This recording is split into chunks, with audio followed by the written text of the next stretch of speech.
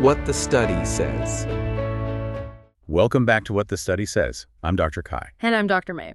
You've done it every day, probably multiple times a day, your entire life. It's the cornerstone of your oral health routine, right? But have you ever stopped to think if you're using the right tool for the job? We're talking, of course, about your toothbrush.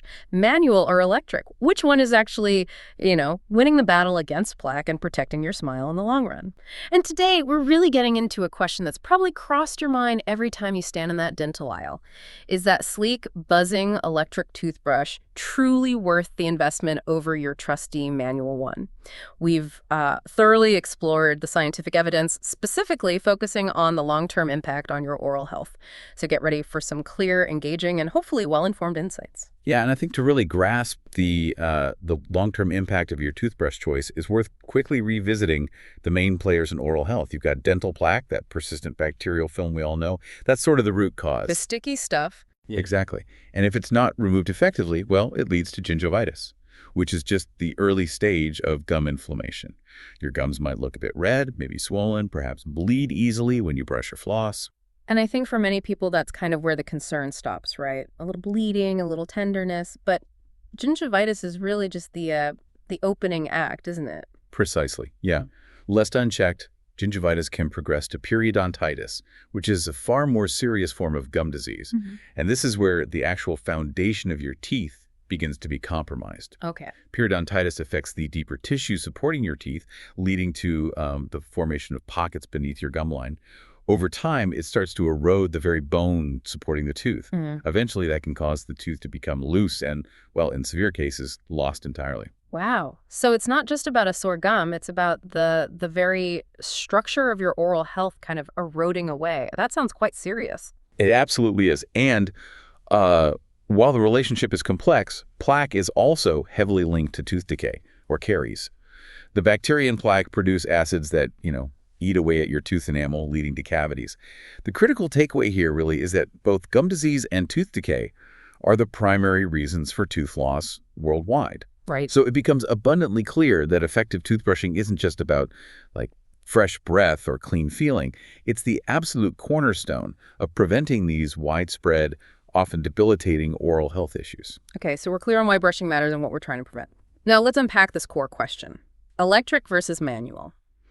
For many years, the general consensus was, a bit murky, wasn't it? Most clinical trials were shorter, making it hard to see the true long-term effects. Mm-hmm. But a really important piece of evidence came out in 2014, a comprehensive Cochrane systematic review. Now, for those unfamiliar, Cochrane reviews are kind of considered the gold standard for evidence-based healthcare.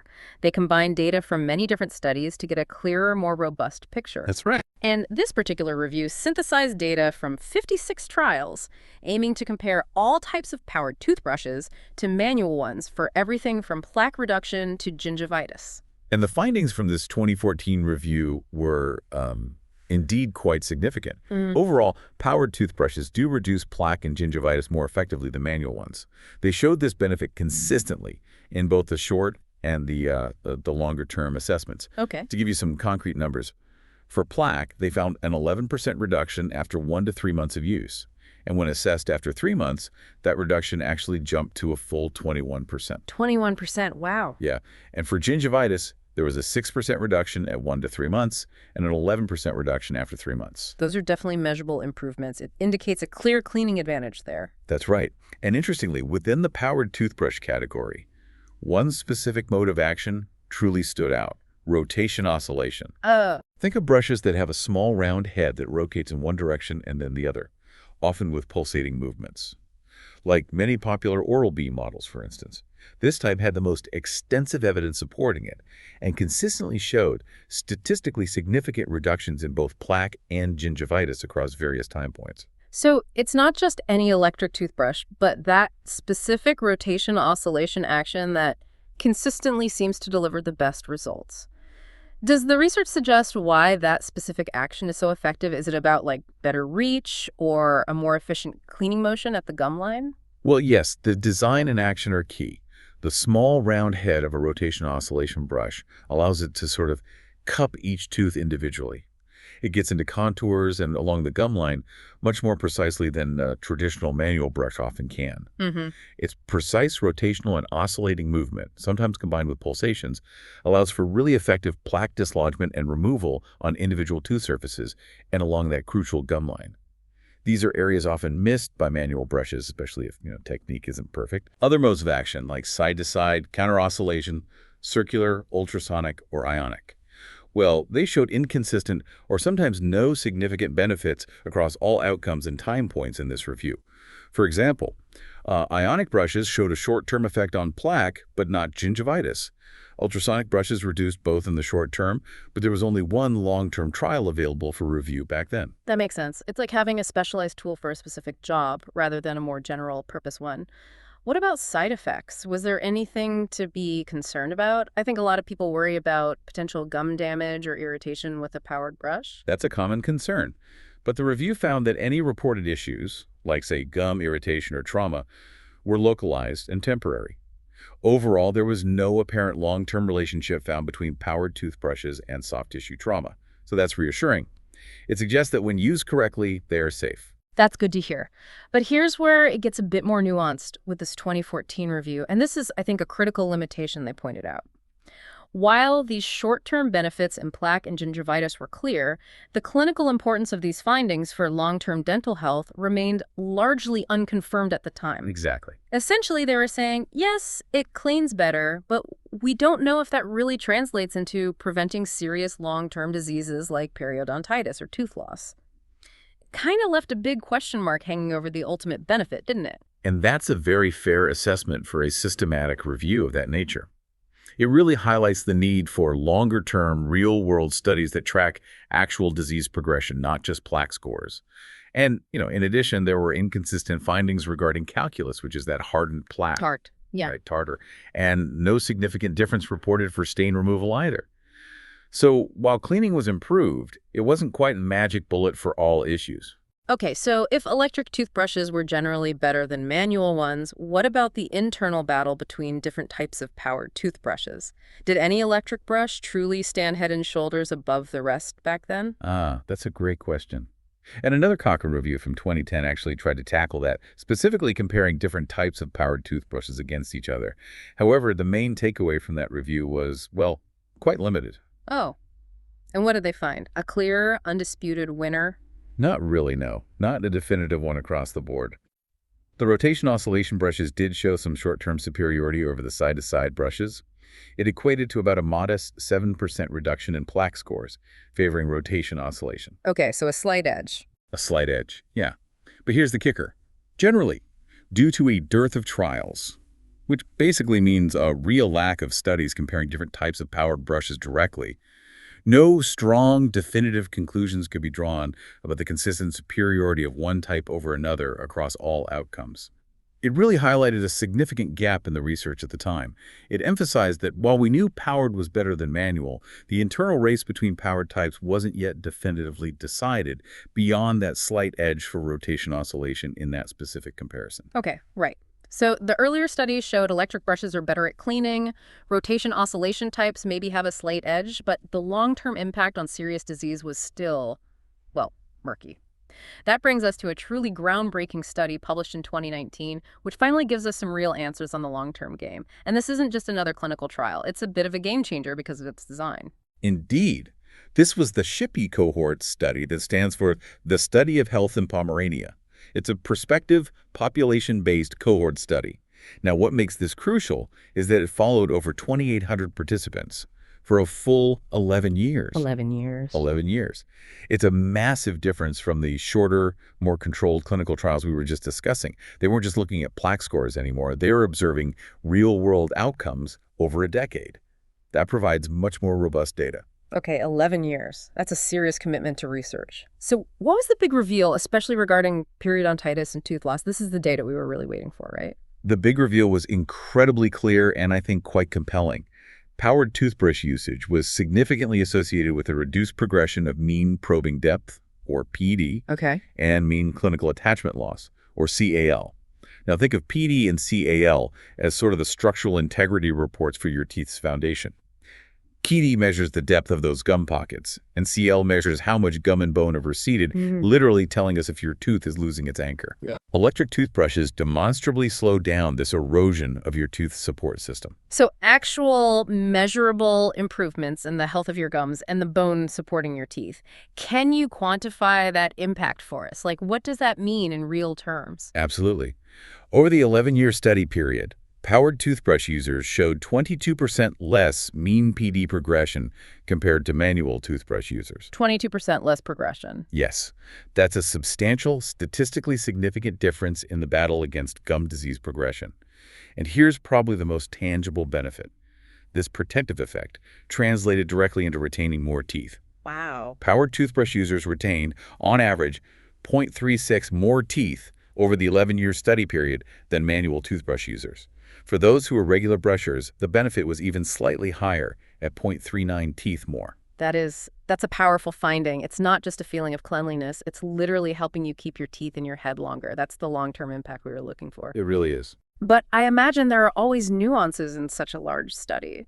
Did this benefit hold true for absolutely everyone? That's a great point. It truly is a game-changer finding. However, there's a crucial nuance here. This benefit was most pronounced for individuals with no or mild or moderate periodontitis. Those with severe periodontitis did not show a statistically significant benefit in this study. Now, this could be due to a smaller sample size in that specific group, or perhaps more likely, it suggests that while electric brushes are powerful preventive tools, once gum disease reaches a really advanced stage, it likely requires more aggressive interventions beyond just daily brushing. Like professional deep cleaning. Exactly. Professional deep cleaning, maybe medication or even surgical procedures to truly halt its progression.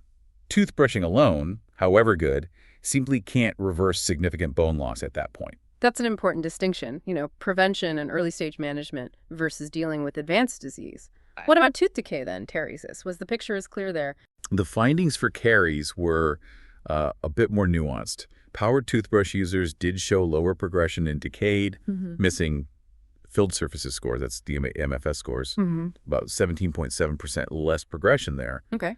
But, and this is important, they showed no influence on decayed and filled surfaces scores, the DFS scores. Okay, slow down. What's the difference between DMFS and DFS, and what does that tell us about electric toothbrushes and cavities? Right. So the DMFS score includes surfaces that are decayed, missing, or filled. The key word there is missing. The DMFS benefit was primarily driven by the fact that fewer teeth were being lost, and therefore fewer surfaces were missing because the tooth had to be extracted, perhaps due to severe decay. Ah, I see. So it brilliantly reinforces that fantastic tooth retention finding we just discussed. Fewer missing teeth overall. However, the lack of influence on DFS scores, which just tracks new decay or fillings on existing teeth, suggests that while electric brushes are great for plaque control, brushing alone isn't the primary driver for preventing new cavities developing on teeth that are still there. You really need fluoride for that. Right. Fluoride is key for the chemistry of preventing decay. Exactly. And this aligns perfectly with other research emphasizing fluoride's critical role as the frontline defense, specifically for cavity prevention. Got it. So the electric toothbrush wasn't necessarily stopping new decay on existing teeth better than manual plus fluoride, but it was profoundly impacting tooth retention by preventing teeth from getting so bad they needed extraction, likely due to both gum disease and severe decay. This 11-year population study really gives us that robust long-term data we've been missing. It addresses that whole clinical importance unclear point from the early reviews. It feels like a big step forward in our understanding. Absolutely. The study's strengths are definitely its impressive long-term follow-up, the large sample size, and the fact that it adjusted for many potential confounding factors like age, education, smoking status, which is vital for this kind of population-based research. While powered toothbrush users might, on average, be slightly more health-conscious individuals. The researchers rigorously made statistical adjustments for this, and the benefit still remains statistically significant. It makes the findings incredibly compelling. So let's bring it all together. What's the bottom line here for, your daily routine? If you're standing in that dental aisle, agonizing over manual versus electric, what should you take away from all this science? Okay, here's the deal, I think. Electric toothbrushes are clearly not just a luxury item or simply about getting that fresher feel. The evidence, especially from that groundbreaking 11-year SHIP study, strongly suggests they provide a measurable long-term health benefit. specifically in preventing the progression of gum disease, periodontitis, and most crucially, retaining your teeth. Keeping your teeth longer. Keeping your teeth longer, exactly. If you have no mild or moderate gum disease, the benefit appears pretty clear and significant based on this data. It's also worth remembering, though, that even with a fancy electric toothbrush, proper technique still matters. Right, you still have to use it correctly. You do. Angle the brush head correctly toward the gum line. Don't press too hard, actually. Many electric brushes now have pressure sensors to help with this, which is a fantastic feature. Yeah, those are great. And don't forget to replace your brush head regularly, usually every 3 months or so, just like you would with a manual brush. And critically, while electric brushes help immensely with plaque control, definitely don't ditch your fluoride toothpaste. That's still your primary weapon for fighting cavities directly. It really seems like making the switch to, or, sticking with an electric toothbrush, especially maybe one of those rotation oscillation types, is a pretty sound investment in your long-term oral health. It quite literally helps you keep your teeth longer. It does make you wonder, doesn't it, if this kind of robust long-term data had been widely known decades ago, how different the oral health landscape might look today. So given these significant long-term benefits in preventing tooth loss, it raises an interesting question for you to think about. Beyond just the cleaning power, what other factors do you think might influence someone's decision to choose an electric toothbrush? Is it ease of use, maybe the smart features like timers or pressure sensors, or is it simply the perception of getting a superior clean? And maybe how do we weigh that initial cost against those potential long-term health savings down the road? Something to ponder. We certainly hope this deep dive is giving you some valuable insights to chew on. Remember, being well-informed is always the first step to better health. Absolutely. And if you found this discussion compelling and maybe even a little captivating, please hit that subscribe button and share these insights with your friends and family. It really helps us bring more evidence-based health insights straight to you right here on What the Study Says. Until next time, keep brushing smart.